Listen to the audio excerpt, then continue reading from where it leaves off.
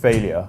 Not really a word we want to associate ourselves with, but when it comes to training, many of us take the go hard or go home mantra literally and push ourselves to grind out to that last excruciating rep. But is this worth it? Moreover, is it necessary, especially when it comes to calisthenics training? Will it give us the hypertrophy or strength benefits that we're after? Well, before we get into all of that, it's probably best to define what failure actually means, because we have technical failure, where we push to the point where we cannot do another clean rep. We could do more, but any subsequent reps would be subject to a breakdown in form. And this is an interesting one, particularly when you start to think about bodyweight skills, because the technicalities of the skills are arguably the most important factor when it comes to our efforts. If you want to clean a muscle up, for example, there is little point in performing a greater number of muscle ups where we're aggressively kipping. And then there's the other type of failure that we have, which is mechanical failure, where simply put, no matter what we do, there is no completing another rep. It's just not happening. Today we'll be focusing more on mechanical failure, and when it comes to muscle growth, training to failure definitely stimulates a hypertrophic response,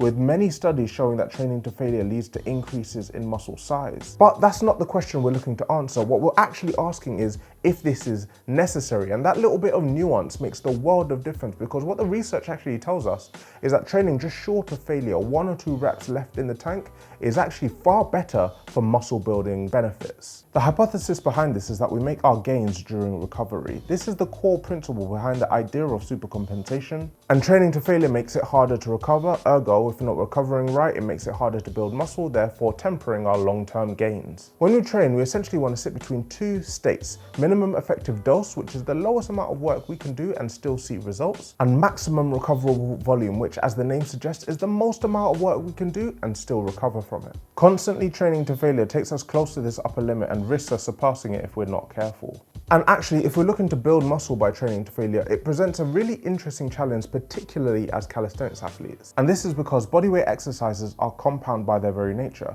If we push to mechanical failure, not all the muscles in a movement may have hit their limit. And so any benefits of pushing to failure on larger, more compound lifts aren't ever really fully realized. And this is why sets to failure are typically recommended for single joint isolation exercises. Now, before we all go running off and stopping our exercises just short of failure with the 1 or 2 reps in the tank that we mentioned earlier, there is something to consider here, because while most of us know where that failure point is, that point where no weapon, threat, or bad thing could get you to do 1 more rep, many of us just do not know what having 1 or 2 reps left in the tank actually feels like. In fact, there are various studies that show that people, even trained athletes, could actually perform up to 5 more reps when they thought they'd stopped just short of failure. This tells us that we should be regularly reviewing what failure means, trying to take 1 set a week to absolute failure, for example, so that you can set a baseline for what leaving 1 or 2 in the tank actually feels like. And it's also worth mentioning the importance of progressive overload, because over time, the volume and intensity of our training should be increasing in order to continue to facilitate hypertrophy.